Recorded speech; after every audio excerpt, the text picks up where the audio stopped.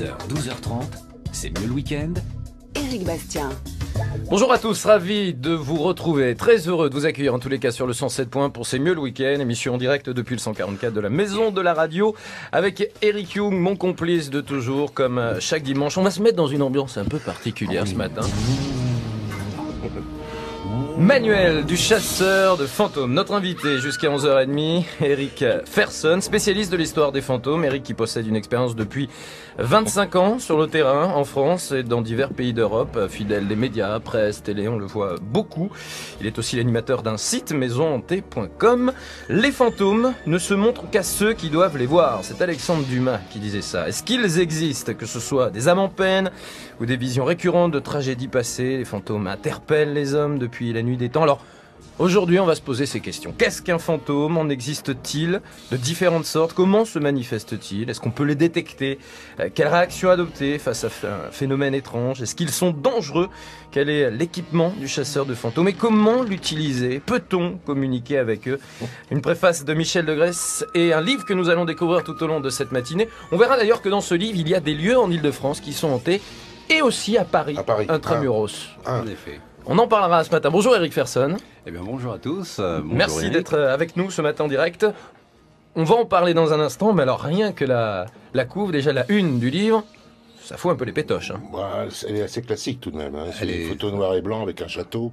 Donc généralement, ouais, mais ça fout quand noir même et les blanc, pétoches. le gris, l'orage. Bien sûr. Près de la nuit, le château, le lieu hanté par excellence. Peut-être celui de la Marie-Lélis. Alors pour la petite histoire, le lieu qui est en photo sur la couve est la forteresse de l'Argoët. À l'Argoët, en Bretagne. Voilà, exactement. Que vous traitez d'ailleurs dans le... Non. C'est pas celui-là, il y a un endroit en Bretagne où vous traitez. J'ai pas traité la forteresse de l'Argoët. Ou alors peut-être que j'y fais référence, mais très rapidement. Mais sinon, la photo est signée Simon Marsden, le spécialiste mondialement reconnu de ce type de photo. Manuel du chasseur de fantômes chez Lattès, Eric Ferson est notre invité ce matin. Nous aurons aussi le plaisir d'accueillir Michel Lanor, notre libraire, la boîte à lettres à Asnières. Bonjour Michel. Bonjour. Merci d'être à nos côtés avec des coups de cœur et des coups de cœur littérature enfant jeunesse. Ce sera à partir de 11h. Bienvenue.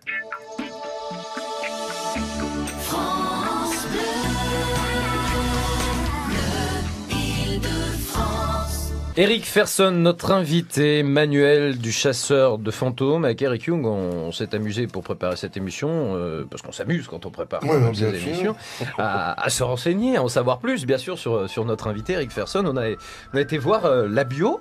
Alors, je vous lis quelques petites choses. Hein. Ce ne sont pas les fées, mais les magiciens qui se sont penchés sur le berceau d'Eric Ferson.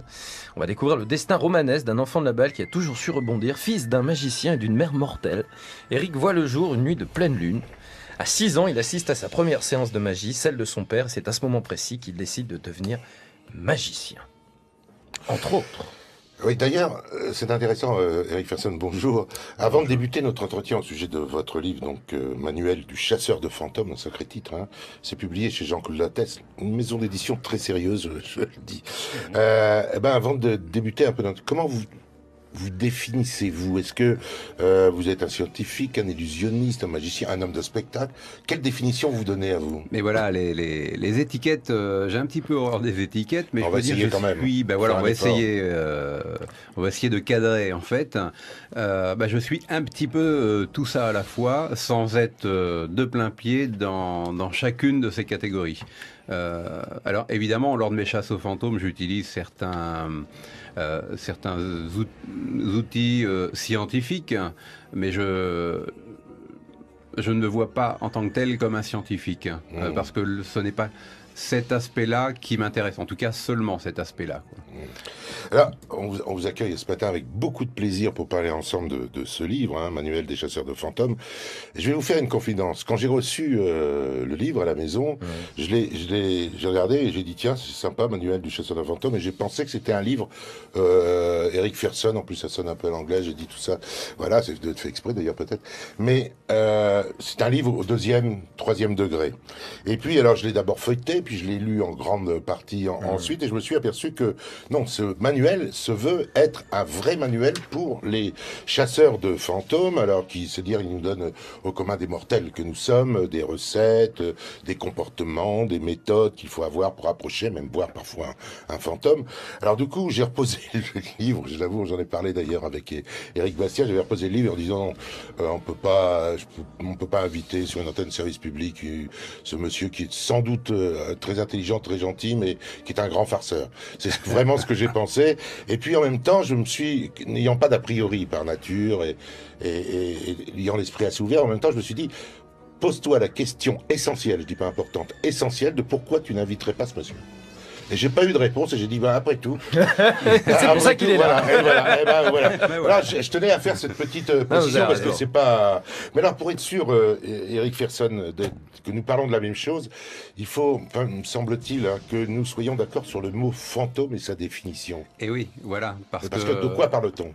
Mais voilà, exactement. Quand on me dit, quand on me demande si je crois aux fantômes, moi je réponds de but en blanc, dites-moi ce que vous appelez fantôme, et ensuite je vous dirai si j'y crois.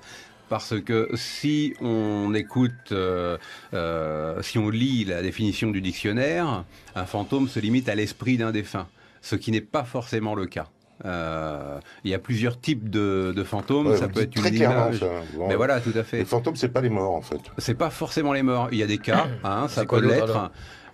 Mais ça peut être simplement une image enregistrée par la matière, là où s'est déroulé l'événement dramatique, parce que en grande majorité, il y a un événement dramatique qui permet la naissance d'un fantôme, et c'est une image ou un son, parfois, ou une odeur, et qui est répétée ad vitam aeternam dans un lieu. D'ailleurs, je vais vous citer, parce que je trouve ça quand même assez intéressant, après des études sérieuses, on ne sait pas trop un peu ce que sont les études sérieuses, mais enfin ça fait rien. Après des études sérieuses, les spécialistes émettent la forte probabilité qu'une majorité de spectres ne sont pas des âmes en peine, même si cette possibilité reste ouverte. Alors, peut-on entrer en communication avec l'âme des défunts? Car, alors, plus loin, je passe un peu, car après tout, en écartant le cas des fraudes, les réponses apportées par les médiums peuvent être tout aussi bien le fait d'un phénomène de voyance ou même de télépathie. Affirmer que ce sont des esprits qui nous parlent à travers le médium ou par le biais d'un oujda, on verra ça tout à l'heure, ou d'un guéridon, n'est qu'une interprétation. Pourquoi, et là vous posez au lecteur, pourquoi, Eric, vous qui croyez aux fantômes, pourquoi voulez-vous entrer en contact avec au-delà? Est-ce par jeu, pour savoir qui est de l'autre côté, ou encore pour garder un contact avec vos proches, etc., etc. Est-ce pour obtenir des réponses concernant votre avenir? Si vous répondez oui à l'une de ces questions, vous faites fausse route. Ah, donc voilà. Il faut pas, ça veut dire qu'on se raccroche à quelque chose, si on... Ben voilà, le souci, moi, par rapport aux personnes que j'ai rencontrées qui voulaient tenter des séances spirites. Mais c'est vrai qu'à chaque fois, quelqu'un va chez un médium, ou ce qui n'est pas mon cas, mais les gens, avec le guéridon, les cartes, tout ça, c'est pour toujours savoir. Il y a plein d'autres choses maintenant, l'écriture automatique, ce genre de choses. Bien sûr, mais je me suis aperçu rapidement, parce que j'ai parfois des personnes qui viennent me voir pour me demander d'entrer en contact avec leurs proches disparus récemment, et je me suis aperçu que une fois le contact entre guillemets établi, ces personnes restaient accrochées dans le passé. Et voulait à tout prix recommencer l'expérience. Voilà, exactement. Il y a une espèce de dépendance qui se crée, et à partir de là, eh bien, on commence à mourir soi-même, quoi. Ça fait plus partie de la vie. Mais vous faites quand même ça. Par exemple, Monsieur X ou Madame Y vient vous voir en disant est-ce que vous pouvez, Monsieur Ferson, entrer en contact avec mon aïeul ou mon mari ou mon épouse décédée? Alors, il y a très très longtemps, j'ai commencé à le faire. Et j'ai arrêté rapidement. Ce que je fais moi aujourd'hui, je donne des démonstrations où je recrée des séances spirites telles qu'on les pratiquait au 19e. Et je prends des personnes qui, d'abord, ne viennent pas là spécifiquement pour entrer en contact avec un proche défunt, mais plutôt par curiosité. Et puis je choisis aussi bien les personnes. Il y a certaines personnes où je sens certaines fragilités psychologiques, j'évite et je me refuse à le faire. Restez avec nous dans cette ambiance, dans cet univers dans lequel on se plonge ce matin. Manuel du chasseur de fantômes. Eric Ferson, on revient tout de suite. Bleu Île-de-France. Île-de-France. 10h, 12h30. Éric Bastien. Avec un livre documenté, original, qui nous apprend tout ce que l'on souhaite savoir sur les fantômes qui nous entourent. Eric Ferson est notre invité. Ce matin, c'est publié chez Lattès, Eric Young. Oui, Eric Ferson, Eric Bastien, Eric Young. Ça fait déjà, beaucoup. Ça fait 3. En plus, on est situé en triangle. Ça vous dit quelque chose? Très ésotérique. Vous sentez des choses là particulières? Vous sentez des choses, je sais pas. Eh bien, je me sens bien pour l'instant. Non. Alors, manuel du chasseur de fantômes. Donc, on en parlait. Alors, il y a différents chapitres avec à la fin, d'ailleurs, des sortes d'imprimés au cas où vous vouliez partir vous-même à la chasse aux fantômes avec les conseils d'Eric Ferson. C'est vrai que moi, je trouve ça bien fait. Très sincèrement. Je ne crois pas à vos histoires, mais pas du tout. Ça, je tiens à vous le dire. Mais je trouve que c'est bien fait. Et en plus, ce qui m'a intéressé, c'est qu'il y a une vraie réflexion sur soi-même, réflexion quasi sociologique. Par exemple, vous avez consacré, je trouvais très chouette ce chapitre, le pouvoir de la peur. Et le pouvoir de la peur, c'est-à-dire que ce que vous dites est vrai, c'est très vrai, et vous traitez ce sujet, je dirais, avec talent, c'est certain, mais en même temps, je me suis obligé de faire remarquer que c'est quand même un malin, ce Ferson. Pourquoi? Parce que en nous démontrant, comme vous le faites, l'absurde de nos comportements, vous nous amenez aussi, mais alors logiquement, mais bon, on peut douter pourquoi, à nous dire, mais c'est vrai, il a raison, Ferson, je suis intellectuellement incohérent. Et pour étayer ce que je vous dis, et pour bien faire comprendre, je vais vous citer, c'est page 63, pouvoir de la peur. Alors là, on est dedans, on va mettre un peu de réverb, par exemple, et on va dire, la pleine lune éclaire de sa pâle lumière cette forteresse pédiavane en ruine et isolée. La rumeur dit que les ruines sont hantées, et plus personne n'y met les pieds la nuit tombée. Il est presque minuit. Les ténèbres ne sont pas si obscures ce soir. Bien que la température ne soit pas élevée en ce mois d'octobre, vous avez de la chance. Il ne pleut pas. Oui, je dis bien vous, car vous êtes posté là, au cœur de ce château, sans trop savoir pourquoi. La seule chose dont vous savez, conscient, c'est que vous avez accepté ce pari stupide, comme bien d'autres l'ont fait avant vous. Restez sans broncher plus de 2 heures au cœur de cette forteresse maudite. Bien que vous appréhendiez un peu l'expérience, vous ne croyez pas spécialement en fantômes, ou plutôt, vous ne voulez pas y croire, car justement, ils vous font un peu peur. D'où la nécessité de relever le défi, pour ne pas passer pour un lâche aux yeux de vos amis. Et là, Ferson nous interroge. Mais dites-moi, n'est-il pas paradoxal d'avoir peur de quelque chose dont on nie l'existence? Et c'est là que je trouve que c'est très malin. Je salue la Non, complicité mais de c'est David vrai. Chouillon. Mais en même temps, alors vous nous démontrez, vous nous mettez tout de suite, dans un contexte de la peur, vous dites, vous y croyez pas aux fantômes. Alors pourquoi vous avez peur? Soyez cohérent avec vous-même. Alors on va Mais laisser voilà. répondre Eric. Mais voilà, le souci, il est là. Beaucoup de personnes me disent je crois pas aux fantômes. Et je me suis aperçu avec le temps que ceux qui sont vraiment extrêmement contre ou qui n'y croient pas sont souvent ceux qui ont le plus peur. Ah oui. Ou en tout cas ne veulent pas être confrontés en face d'un phénomène bizarre.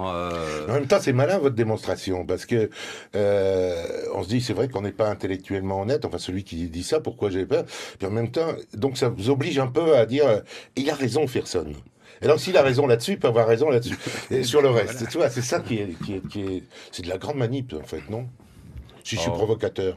Un petit peu provocateur.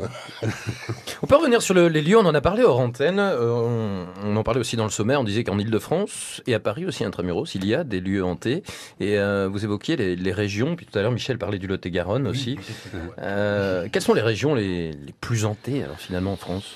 Selon la cartographie que j'ai établie là, depuis toutes ces années, il y a surtout 3 régions qui sortent du lot. La Normandie, ensuite la Bretagne et après l'Auvergne. Mais partout en France, il y a de nombreux lieux hantés. J'en ai recensé déjà plus de 350. Ah oui. Et à Paris? Donc à Paris, il y en a. Il faut Mais il y a savoir Luxembourg. que il y a le Il y a un Luxembourg. petit bonhomme rouge. Alors, Exactement. parlons-en, non? L'homme rouge du Luxembourg, qui apparaît, c'est signe de mauvais présage d'ailleurs, qui était presque, je dirais, un intime de Napoléon, puisqu'il est apparu à Napoléon et puis à d'autres grands personnages de l'histoire.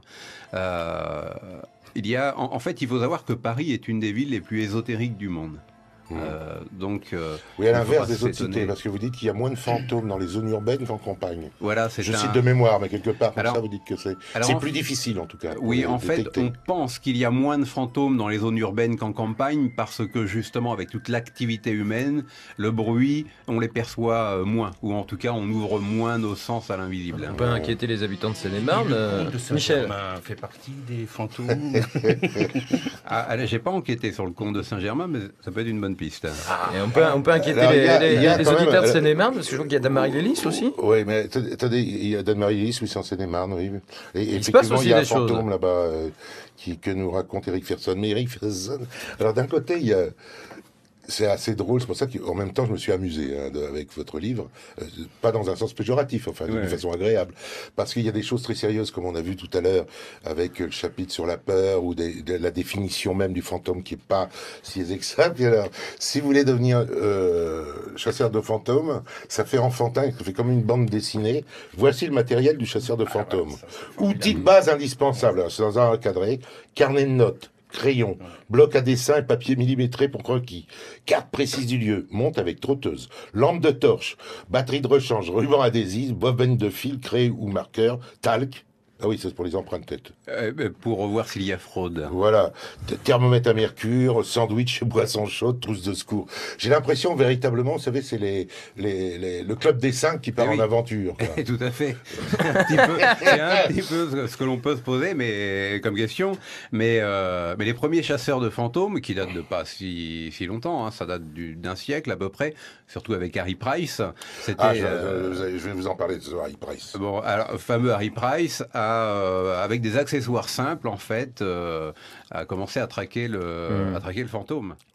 Michel Lannan, vous vouliez intervenir, notre Oui, libraire. je voulais simplement, dans le parfait manuel du chasseur de fantômes, le détecteur de champs électromagnétiques. Et j'aurais voulu savoir, parce que ça, c'est quand même assez impressionnant, la boussole et le champ électromagnétique.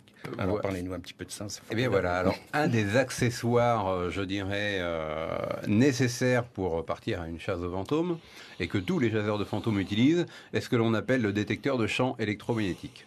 Alors à quoi sert-il? Évidemment à détecter les champs électromagnétiques.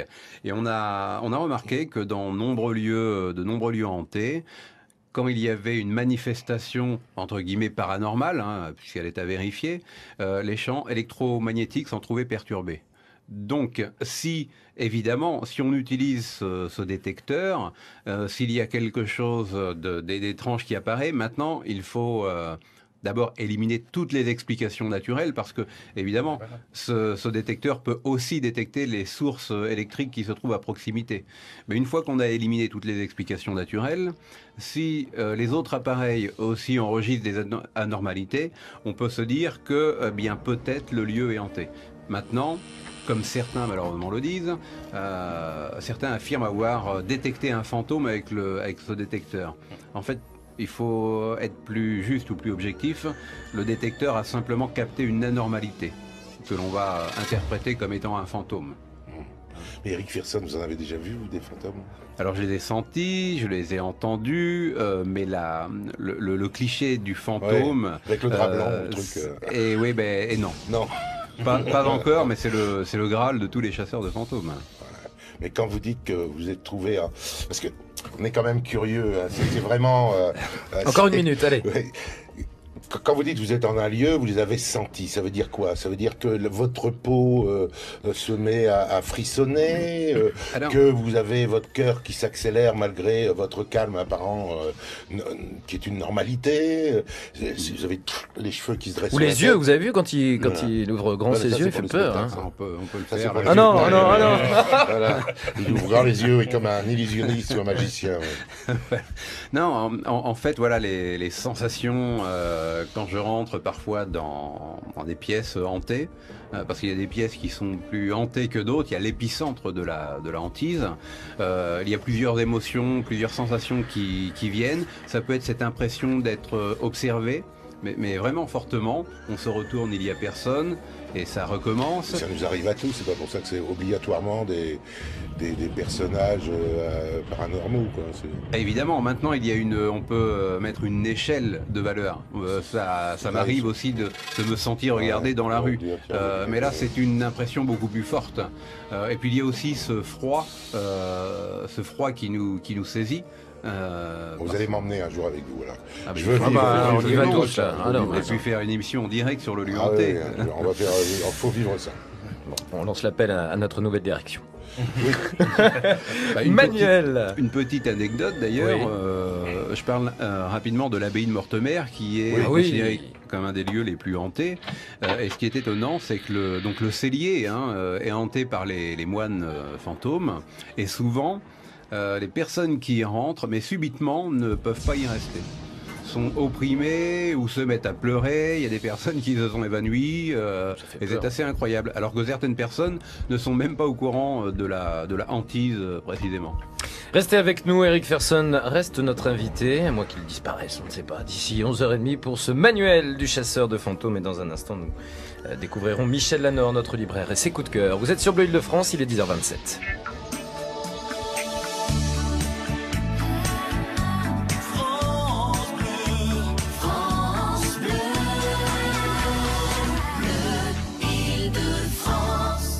Petit bug, c'est des choses qui arrivent. Vous êtes en direct sur Bleu Île-de-France. Il est 11h20. C'était Nicoletta avec Baby Blue. Voilà, on a été surpris. Baby, Vous voulez qu'on continue la chanson? C'était pas ce que tu as envie. Je croyais que c'était un jeu. Attendez, c'est quand même hallucinant parce que on reçoit Eric Ferson depuis ce matin pour le manuel du chasseur de fantômes, des phénomènes un peu paranormaux, tout ce qui se passe. Et pour la première fois, on vous le dit, ça vient de bugger nos ordinateurs, problème informatique. Je pensais que c'était la normalité. C'est courant, à chaque fois. Et encore, vous avez pas fini l'émission, donc vous n'êtes pas regardé dans la glace, mais vous savez que vous avez plein de poils maintenant sur le visage. Sérieux, mais c'est vrai, ça ne plante jamais ici à Radio France, comme on dit. Et là, vous êtes là dans nos studios. C'est vrai, regardez. J'y vois un signe. Regardez les poils. Je suis en train de voir des joues qui poussent. Si vous nous rejoignez, donc Eric Ferson, manuel du chasseur de fantômes chez Lattès, et notre libraire Michel Lanor, donc à Nières. Vous lisez en ce moment, vous avez le temps, peut-être beaucoup de recherches autour des fantômes, justement. Oui, enfin, je lis beaucoup. Là, je viens de terminer un roman qui n'est pas nouveau. Il est sorti cette année, Le costume du mort de Joe Hill, qui est le fils de Stephen King. Et en fait, pourquoi je me suis penché sur la lecture? Parce que l'histoire, le personnage en tout cas, collectionne les antiquités étranges, comme je l'ai fait il y a des années. Et puis il va acheter sur un site de vente aux enchères un costume, un fantôme livré avec son costume. Assez bonne affaire étonnant. en fait. Voilà, c'est une bonne affaire. Pas tant que ça. On va pouvoir lire le roman. Bleu Île-de-France. Île-de-France. C'est mieux le week-end. Et si vous nous rejoignez, Eric Ferson est là depuis 10 heures dans une ambiance un peu particulière, une ambiance du manuel du chasseur de fantômes. Ce livre, spécialiste de l'histoire des fantômes, Eric qui possède une expérience depuis des années, une expérience de terrain et qui nous parle donc de ces fantômes, comment les reconnaître, comment les apprivoiser, est-ce qu'ils sont dangereux. On a parlé des principaux lieux hantés de France. Quel est l'équipement? On l'a évoqué tout à l'heure du chasseur de fantômes. Allez Eric, on revient un instant sur ce manuel très sérieux publié chez Lattès. Du chasseur de fantômes avec Eric Ferson, effectivement, et avant la musique et tout ça, avant cette pause que nous avons fait, vous avez évoqué le nom d'un personnage, c'est Harry Price. Alors, vous en parlez, vous avez consacré une grande partie à ce monsieur que je ne connaissais pas. Parlez-nous, alors, c'est la référence des références en matière de chasseur, de fantômes. Voilà, exactement. Et il a une histoire extraordinaire, ce monsieur. Parlez-nous un peu de ce personnage. Un personnage de roman, d'ailleurs, pour la alors, en petite plus, histoire. il est mort la veille de ma naissance. C'est-à-dire que lui... C'est encore un signe. Non, le lendemain. Moi, je suis né le 30 mars 48, et lui, il est mort le 29, et je me suis dit peut-être que je suis Harry Price. Voilà, une réincarnation d'Harry Price. Ça va Eric en ce moment bien? Vous ne pouvez pas savoir comment ça va. Oui, Harry Price, c'était quand même c'était un personnage extraordinaire, très controversé aussi. Et puis d'ailleurs, pour la petite histoire, puisqu'on parlait littérature, livres, il faut savoir que les bandes dessinées Alistair Kane, chasseur de fantômes, qui sont sorties il y a, je crois, 2 ans maintenant, sont en fait l'histoire un peu romancée d'Harry Price. parce que à l'époque, il a vraiment frappé les esprits. En fait, il faut savoir que ça a été le premier homme à vouloir méthodiquement chasser le fantôme, parce qu'avant lui, nous étions plutôt dans l'époque spirit. Il y avait des croyances. Lui, il s'est dit peut-être, pourquoi pas, mais voyons méthodiquement si ces phénomènes existent. Donc il s'est rendu sur les lieux les plus hantés, avec tout un tas d'appareillages, photos. Parce que malheureusement, comme le temps passe très vite, ce Harry Price, alors, il a connu plein de cas, mais il y a un cas, paraît-il, dans le milieu qui est celui du paranormal, de cette spécialité, etc. C'est le cas du presbytère de Borley, qui est titré d'ailleurs de consécration. Pourquoi ?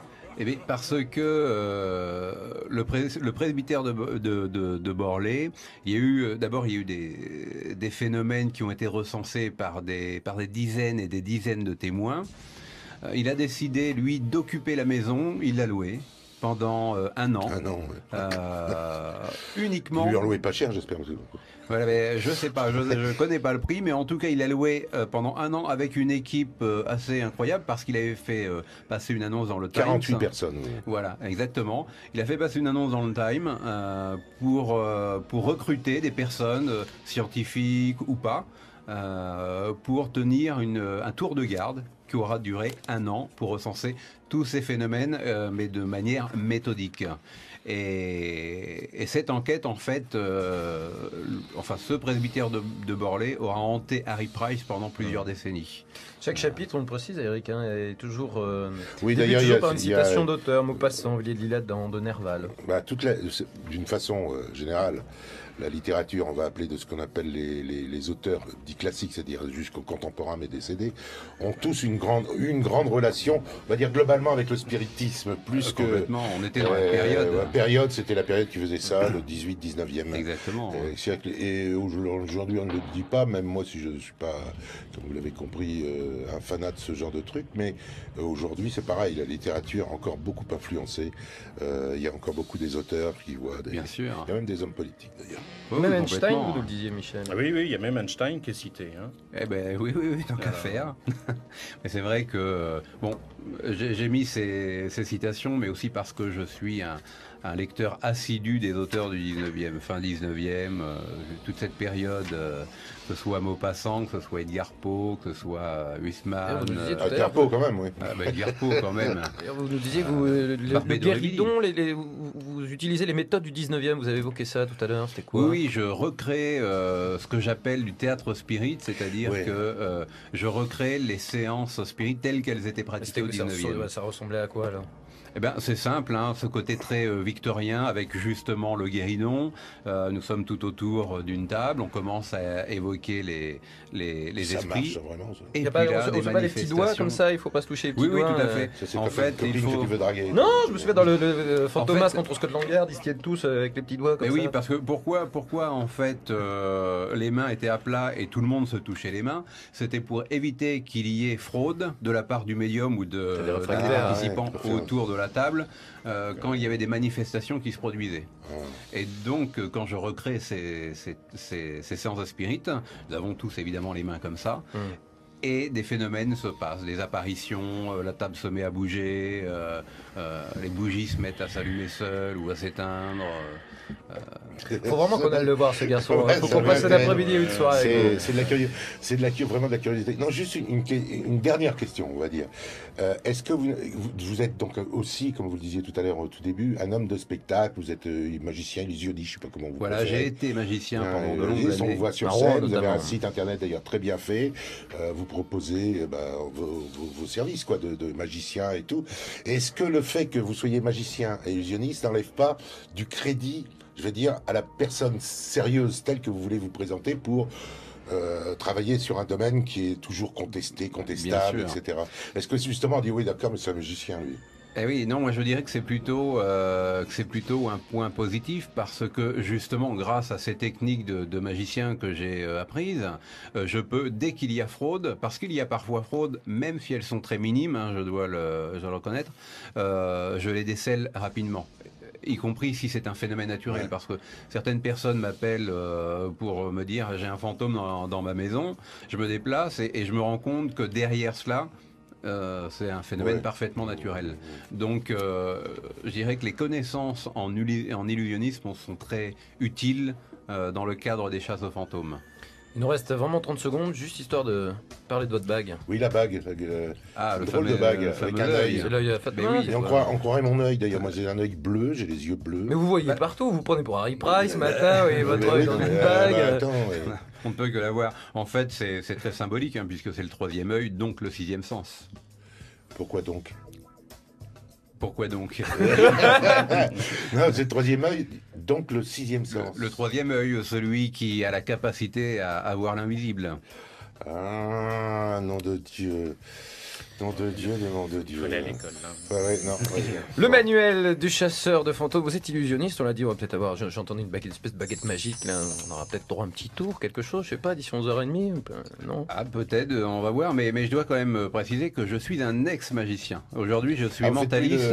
Il y a longtemps que j'ai fait une carrière en France et à j'ai vu l'étranger. ça, mentaliste. Alors, pareil, c'est comme le 3e œil. Mais alors là, on n'a plus vraiment plus le temps du tout d'en parler. Ah non, manuel du chasseur de fantômes. C'est marqué sur votre carte d'identité, mentaliste. Ça suffit maintenant. C'est chez Lattès, Eric Fersen, il est encore avec nous jusqu'à 11h30. On va prolonger. Fersen, qu'est-ce que j'ai dit? Le nom du Fersen. chanteur. Thomas? Oui, Fersen. Ah mais vous y connaissez quand même finalement. On prolonge le plaisir de la lecture avec Susanna Poveda, tout de suite sur Bleu Île-de-France. 10h, 12h30, Bleu Île-de-France. Île-de-France. C'est mieux le week-end. Et ce livre, le manuel du chasseur de fantômes, signé Eric Fersen chez Lattès. Alors précisons que ce livre n'est pas encore sorti. Il sortira le 15 octobre. Eh oui, exactement. Donc dans quelques jours. Dans quelques jours, ouais. Vous vous sentez comment à l'approche de ce jour important pour vous, pour cette sortie de livre? Eh bien, je dirais, je m'en rends peut-être pas encore compte. Quoique la pression commence un petit peu à monter. Hein. D'autant que ça va être... c'est vraiment le premier du genre, quoi. Il n'y a jamais eu en France, enfin dans la littérature française, un guide pratique, un manuel pratique. Manuel du chasseur de fantômes, Eric Fersen, notre invité.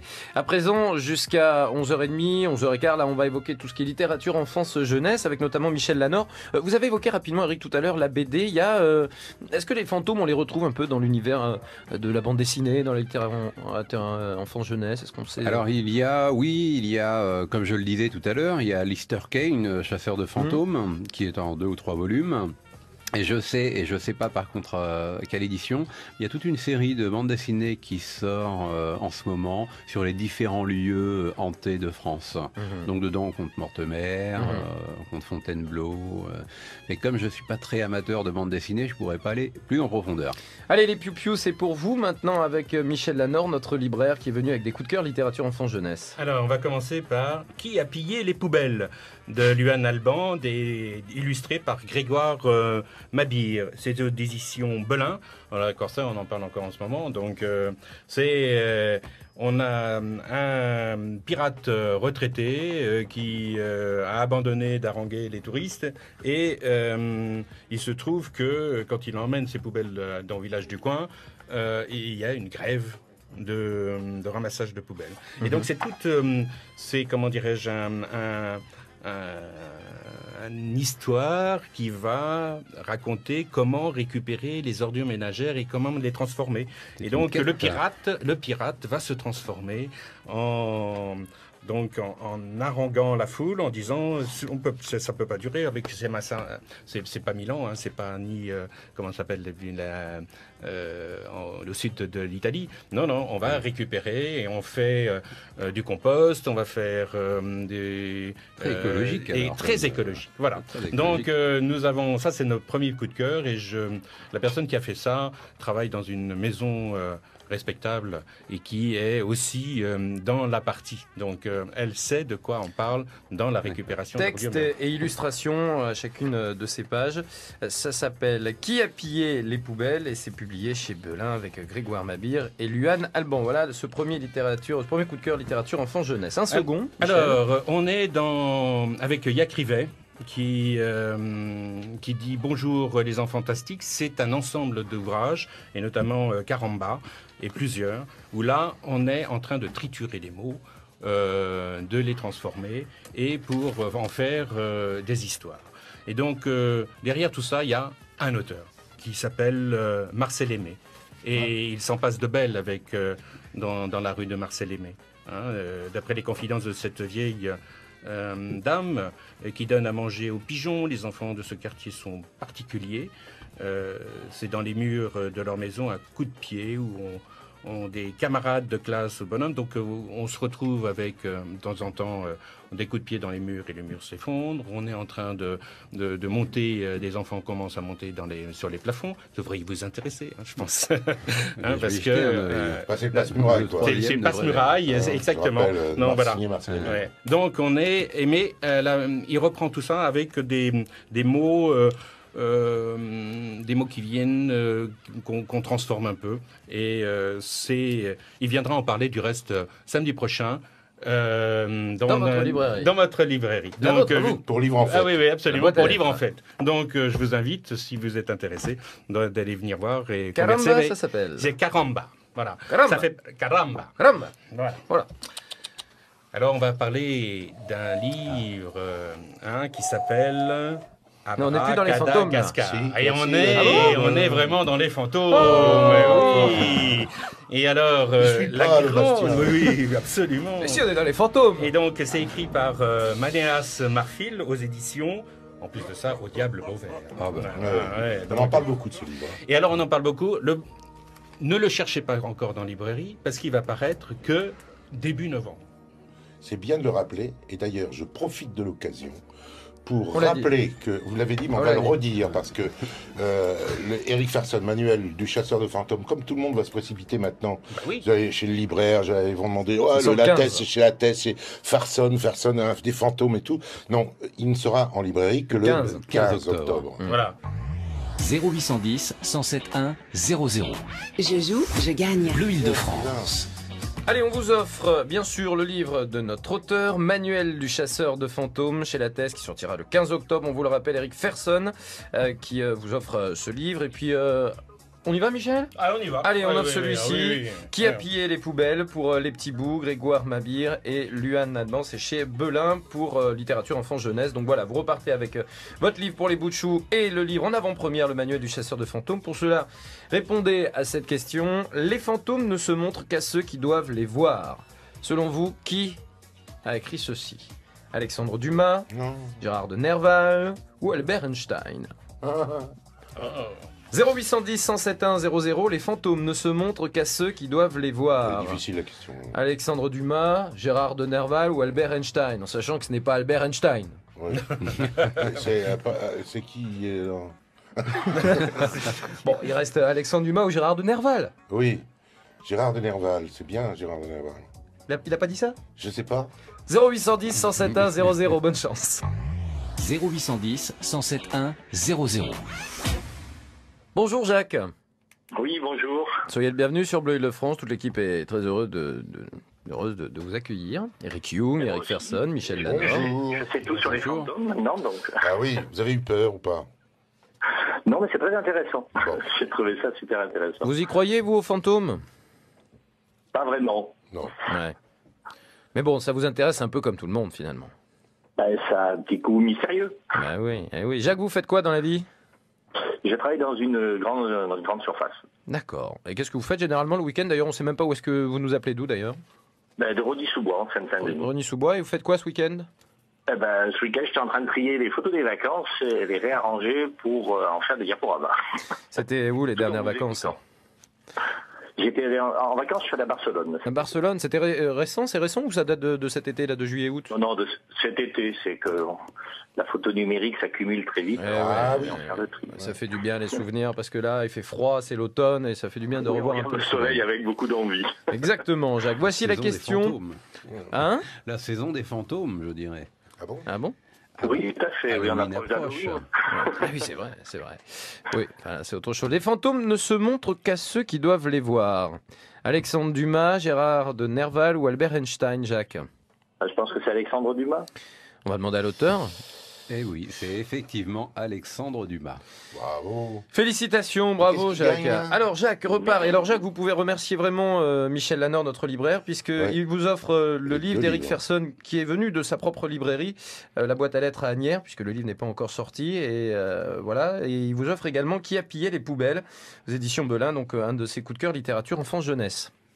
Écoutez, Et le livre sera dédicacé. Il va être dédicacé. Bah, les deux livres vont immédiatement. Ils sont dédicacés. Ils sont dédicacés. Ah, ça y est, Ah c'est là, déjà fait. déjà fait. Oh là là, ils sont merci beaucoup. parfaits. Ils auront bonne place dans la bibliothèque. Voilà. C'est parfait. On vous envoie ça à Rosny-sous-Bois et on vous remercie d'écouter Bleu de France. Merci beaucoup, merci à vous. Bon dimanche. À bientôt, Jacques. Vive le Petit Prince Et et pour, Saint-Exupéry. Et pour Bien la faire petite celle-là. histoire, nous avons une grande fan du Petit Prince, puisque ma femme Yuko, là, qui est japonaise, qui est pas loin, Oui. c'est son livre préféré. Elle en a je ne sais combien Ah de bon, versions oui. en langue. C'est étonnant de savoir différentes que le Petit langues. Prince est le record du monde de toutes les ventes. Ouais. Et reste aujourd'hui le record du monde. Eric Young, 1 minute pour revenir sur les fantômes et cette Ouais, ambiance. oui, alors j'étais en nous a train accompagnés depuis tout à de l'heure. consulter de nouveau le manuel du chasseur de fantômes super. d'Éric Ferson chez Jean-Claude Lattès.